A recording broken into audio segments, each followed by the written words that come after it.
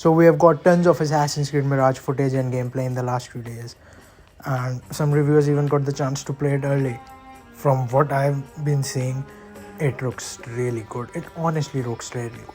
Even with the smaller scale, Baghdad just seems massive, and the best thing is that it is a crowded, close city, so it will be a lot of fun to explore all the areas. And the best thing is that it looks really suitable for parkour.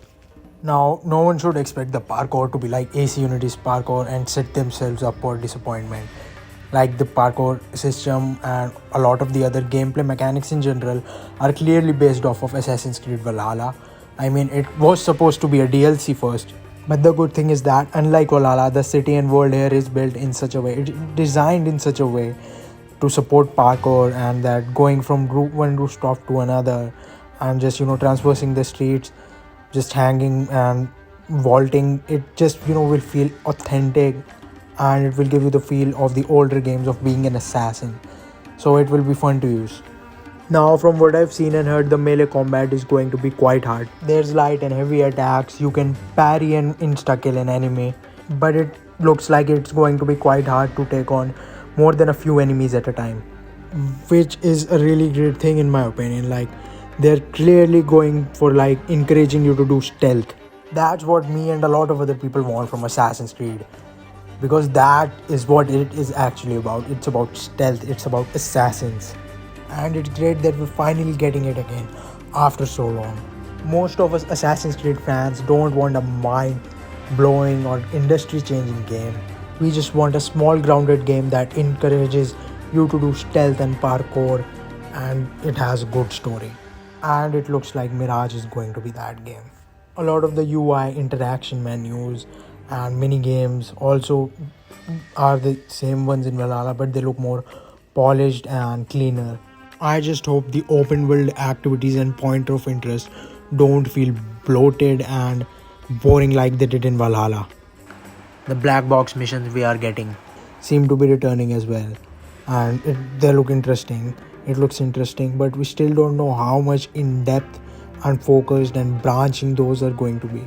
I just hope they have good stories attached to them and they are interesting and different ways to complete them.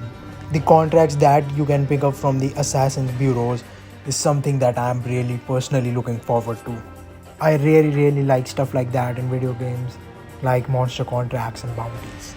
It looks like the tools are going to be really valuable to the gameplay, especially the blow dart and the smoke bombs and throwing knives.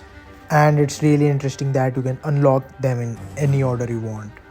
The Order of the Ancients from Origins is returning, and we don't know if there are going to be more Order members that you can assassinate aside from the ones in the main story.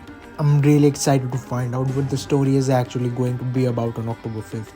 We do know that we are going to see Basim's journey from a low-life street thief into a master assassin.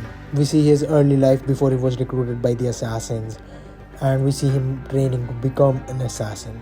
Now, all of this is really interesting, but what I would personally love to see is them deep diving into Basim's character and showcasing his moral dilemma and how he carries the weight of all on his shoulders.